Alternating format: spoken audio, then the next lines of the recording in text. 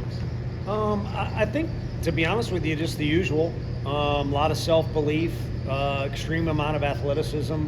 He's a good runner. He's strong, and he can play anywhere. So just describing athleticism, and then I think relishing in the fact he's getting to be out there, and that's, the pitchers. I think hopefully understand that too. Is kind of how this thing goes, is in cycles a little bit. You get your opportunity, you take advantage of it.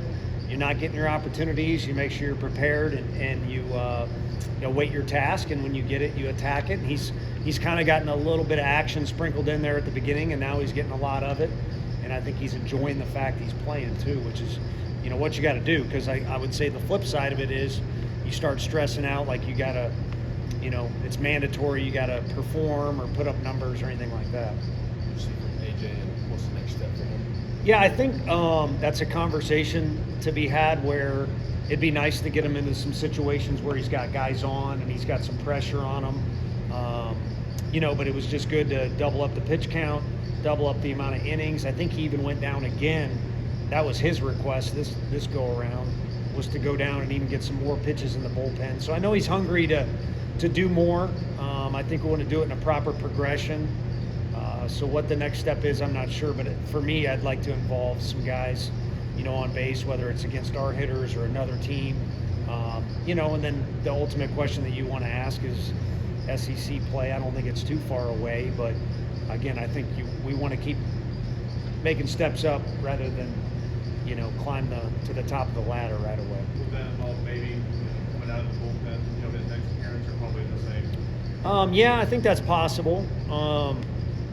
I don't know. I'm not 3 outs is 3 outs, especially in league play. So, Stom was kind of an opener for us. We haven't done a whole lot of that stuff. So, not opposed to giving a guy a start, even though he can only give you 2 or 3 innings. But Teagan's been good for us.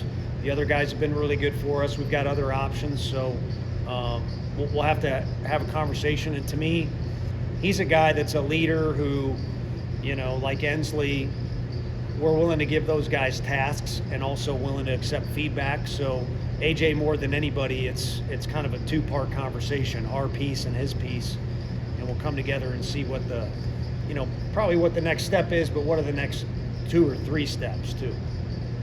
Coach Brimmer and Newstrom are combined 5 for 7 with a couple of walks as well.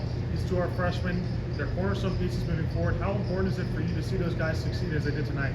Yeah, it is important, but I think what's most important is to get them out there and get repetitions. And, to try and spread the wealth enough to where guys are staying, building reps where they get experience and they can build confidence from the successes is important too. But to also keep everybody in a rhythm where you don't go too long without a rep. And, it is college baseball. It's not pro baseball, but getting some guys a breather every now and then is effective too. Sometimes mentally, sometimes physically. Ensley, just to beat you to the punch. I don't think anyone was. Well, maybe you were going to ask. He fouled that deal off his leg. Just physically, didn't know if he needed to get treatment or anything, so we took him out of the game. But he's fine. But anyway, balance is key as far as getting guys out there on the field, and it does help when they have success. You mentioned wanting to flush it after the A&M series. Did you see the team able to do that in the couple days of practice leading to today? I think Sunday, was a day for everybody just to get away a little bit and probably feel a little bit of frustration. It is easier to go back out there and play the next day and just sit on it. You don't want to stew, but everybody handles it differently. And I think for everybody to get a Sunday and do their own thing I don't think we get Easter Sunday this year. So hopefully everyone made the best of it because it's a rare commodity, I'd say. And then Monday was right back to business.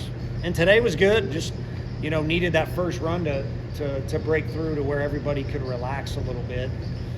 Sometimes you need permission. You don't want it to be like that, but we were knocking on the doorstep there for a couple innings. But when it came in the fourth, it kind of piled on for us.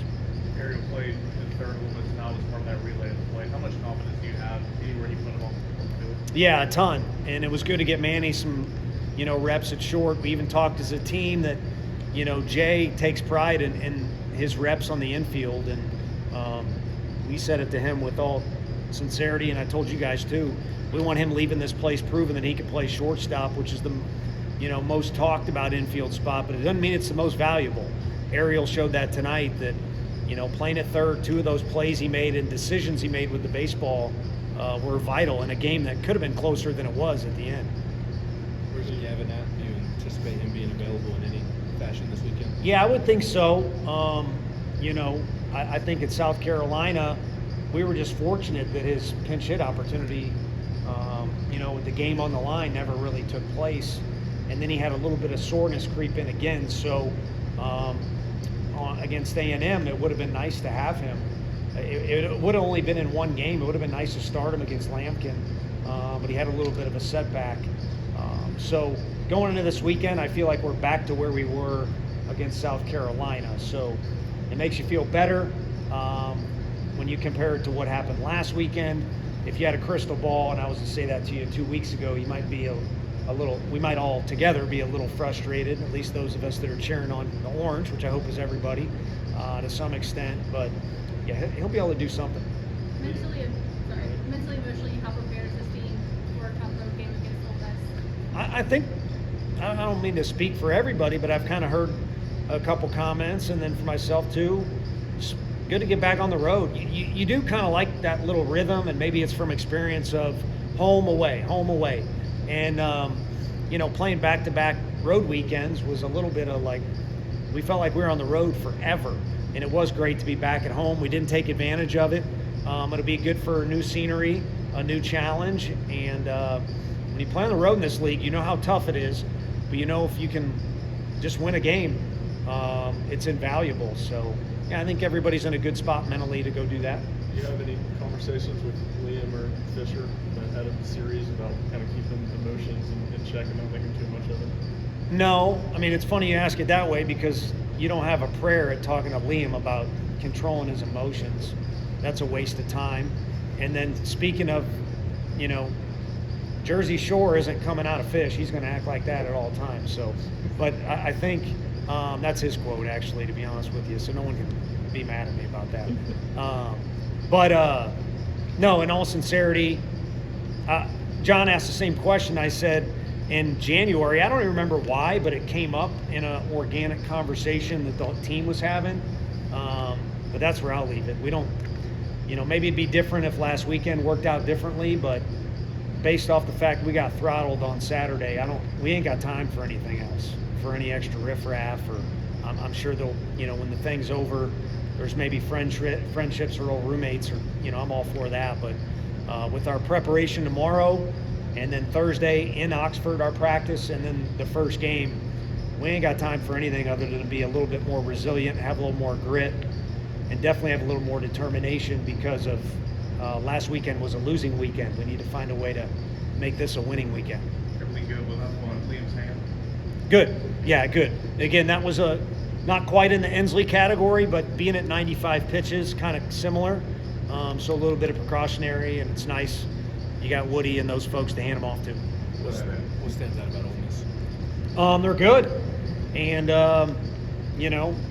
I'm not on their Twitter board, so I don't go up and down with what I think of that program. It was built, not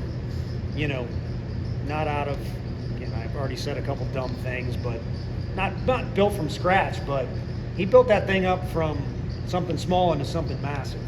And obviously they're also recent, winners of a national championship. And this year they certainly deserve the ranking that they have, because with the timing of our schedule, I've seen kind of what they do a little bit.